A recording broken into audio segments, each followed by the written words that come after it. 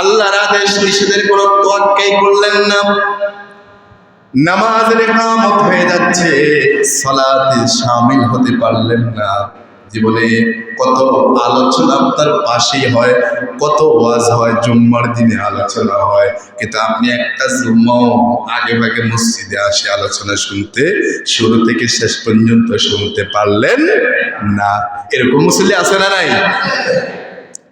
জীবনে একটা জুম্মা আলোচনা একবারে শুরু থেকে মেম্বারে উঠায়, হুজুর উঠার আগ থেকেই এসে উপস্থিত হয়ে শেষ পর্যন্ত আলোচনা শোনা, এরকম মতো মুসল্লি আছে। জীবনে একদিনও এক জুম্মাও সম্ভব হয় নাই। ব্যস্ত দুনিয়া, শুধু দুনিয়া, শুধু দুনিয়া আছে না নাই?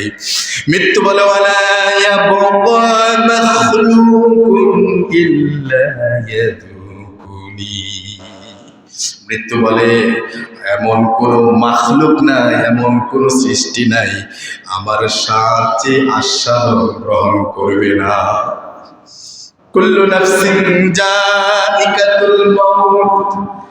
মৃত্যু বলে আমার স্বাদ আস্বাদন করবে এমন কোন মাখলুক নাই, সৃষ্টি নাই যে আমার স্বাদ আস্বাদন গ্রহণ করবে না।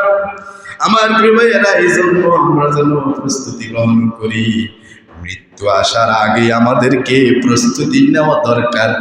মৃত্যু আসার আগেই প্রস্তুতি নেওয়া দরকার, নাকি মৃত্যু আসার পরেই কোনো প্রস্তুতি নেওয়ার সুযোগ আছে?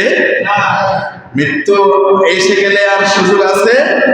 তাহলে প্রস্তুতিটা আগেই তো নেওয়া দরকার, এখন থেকে নেওয়া দরকার, এই মুহূর্তে থেকেই নেওয়া দরকার।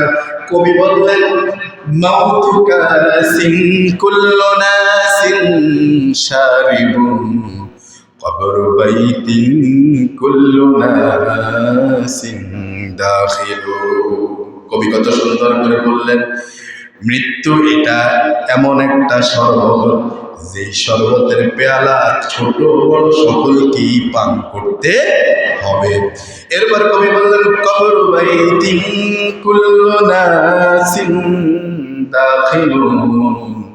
আর এই কবরটা এমন একটা ঘর, যে ঘর দিয়ে ধনী কিংবা গরিব সকলকে এই ঘরের মধ্যে প্রবেশ করতে হবে।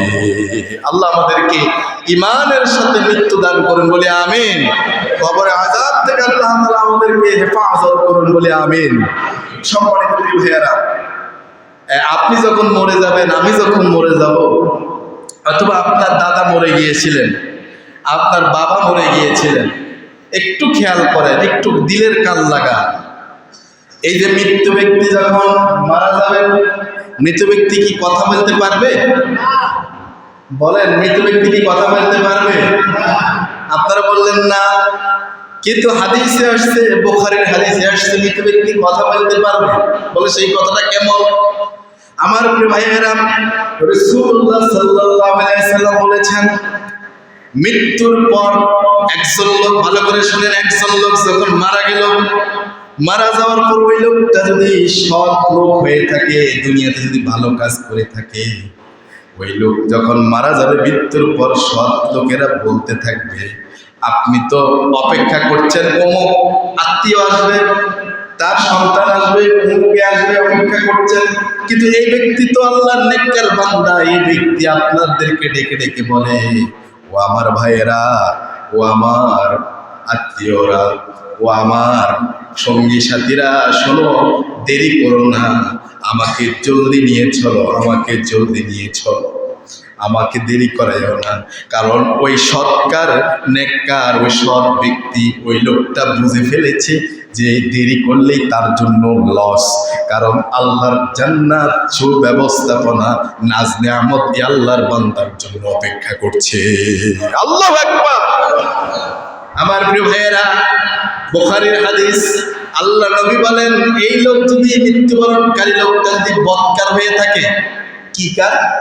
প্রথম বললাম নেককার, এখন বলতেছি কি? বদকার যদি হয়ে থাকে, দুনিয়াতে যদি খারাপ কাজ, অপরাধ, অন্যায় বেশি করেছে, আল্লাহর নির্দেশ আদেশ নিষেধগুলোকে বৃদ্ধাঙ্গুলি দেখিয়েছে, তোয়াক্কা করে নাই, নামাজের দরকার পড়ে নাই, যাকাতের দরকার পড়ে নাই, রমজানের রোজার দরকার পড়ে নাই, দান খয়রাতের দরকার পড়ে নাই, মসজিদ মাদ্রাসায় সহযোগিতা করার দরকার পড়ে নাই।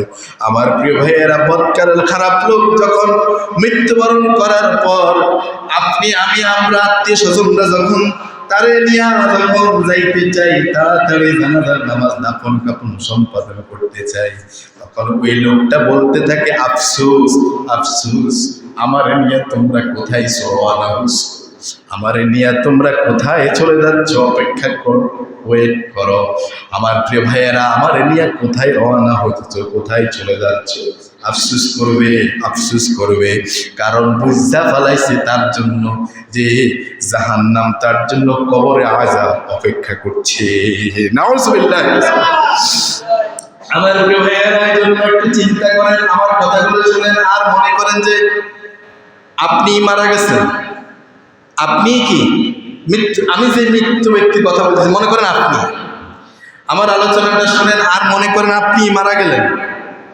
মিলান মিলান, আপনার সাথেই মিলান। মনে করেন যে আপনি ডেড বডি হয়ে গেলেন, রূহ উড়াল দিল, নফস চলে গেল। আমার প্রিয় ভাইয়েরা, ইল্লিনে কিংবা সিজ্জিনে চলে গেল। আমার প্রিয় ভাইয়েরা, ডেড বডি পড়ে থাকলো, এরপরে দেখা গেল এই অবস্থা আপনার বেলায় হচ্ছে। আপনি কি নেককার লোকদের অন্তর্ভুক্ত নাকি বদকার লোকদের অন্তর্ভুক্ত? যদি নেককার হয় তাইলে কি, যদি বদকার হয় তাইলে কি? চিন্তা করেন আর নিজের সাথে মিলান, আর আল্লাহর কাছে তওবা করেন, আল্লাহর কাছে মাফ চান। কারণ জীবনে অসংখ্য পাপ গুনাহ আমারও আছে, অসংখ্য পাপ গুনাহ আমার মসজিদ কমিটির লোকজনেরও আছে, অসংখ্য পাপ গুনাহ ব্যবসায়ী ভাইদের আছে, অসংখ্য পাপের মধ্যে আমরা সবাই হাবুডুবু খাচ্ছি। কথা বলে ঠিক কিনা? এই জন্য আল্লাহর কাছে তওবা করতে হবে, ফিরে আসতে হবে, জীবনের বাকি সময়টাকে এই পথে কাজে লাগাতে হবে। আশা করা যায় আল্লাহ রাব্বুল আলামিন হচ্ছেন গফুরুর রহিম, তিনি আমার জীবনের সব গুনাহগুলোকে মাফ করে দিবে। সুবহানাল্লাহ। আমার প্রিয় ভাইয়েরা, তাহলে বোঝা গেল হাদিস থেকে বুঝতে পারলাম মৃত ব্যক্তি কথা বলতে, বলেন মৃত ব্যক্তি কথা বলতে। এবার আমি প্রশ্ন করতে চাই, মৃত ব্যক্তি কি শুনতে পান? মৃত ব্যক্তি কি শুনতে পান? আমার প্রিয় ভাইয়েরা, মুসলিম শরীফের একটা হাদিস, রাসূলুল্লাহ সাল্লাল্লাহু আলাইহি সাল্লাম বলেছেন, মনে করেন আপনি মৃত ব্যক্তি, আমি আবার বলছি, আপনি মনে করেন মৃত ব্যক্তি, এবার আপনি কি শুনতে পাইবেন সেই সময়? আমার প্রিয় ভাইয়েরা, আল্লাহ রাসূল সাল্লাল্লাহু আলাইহি ওয়াসাল্লাম বলেছেন, যখন মুমিন বা কাফের বান্দাকে কবরে দাফন করা হবে, জীবিত লোকেরা যখন আত্মীয় স্বজনরা, আপনার আত্মীয়রা, আপনার ছেলেরা, জামাই, মেজো জামাই, ছোট জামাই, বড় জামাই, আর আপনার বড় ছেলে, ছোট ছেলে, আমার প্রিয় ভাইয়েরা, আপনার শ্বশুর বাড়ির লোকজন, শালা সম্বন্ধীরাও আসছে, মসজিদের ইমাম সাহেবও আসছে, মুসল্লিরাও কিছু আসছে। আপনি যাদের সাথে একসাথে চাকরি করতেন, কলিগ ছিল, একসাথে সহকর্মী ছিল, একসাথে ব্যবসা করেছেন, পাশাপাশি দোকান ছিল, একই ব্যবসার আইটেম ছিল, একসাথে একই গাড়িতে কন্ট্রাক্টর ছিলেন, হেল্পার ছিলেন, কিংবা একই মালিকের আন্ডারে ড্রাইভার ছিলেন। আমার প্রিয় ভাইয়েরা, চিন্তা করেন সেই সময় জানাজার নামাজে সহমর্মিতা জানাবার জন্য আপনার সাথে ছিল, এই জন্য আপনাকে দেখার জন্য, অথবা আপনাকে একটু দোয়ার উদ্দেশ্যে জানাজার নামাজে আজকে উপস্থিত হয়েছে। দাফন কাফন সব কার্য সম্পাদন করার পর আপনার রেখে এবার যখন আপনার এই আত্মীয় স্বজনরা, আপনার বন্ধুরা, আপনার কলিগরা, আপনার সাথে একসাথে যারা ব্যবসা বাণিজ্য করেছিল, ওই ব্যবসায়ীরা, আপনার সন্তান জামাতারা যখন চলে যাবেন, আল্লাহ রাসূল সাল্লাল্লাহু আলাইহি ওয়াসাল্লাম বলেছেন, তখন ওই যে পায়ের জুতার যে একটা শব্দ আছে, মৃত ব্যক্তি কবর থেকে আপনার বাবা, আপনার ভাই, আপনার সহকর্মী, মৃত ব্যক্তি ওই জুতার আওয়াজটা তখন শুনতে পায়। আল্লাহু আকবার।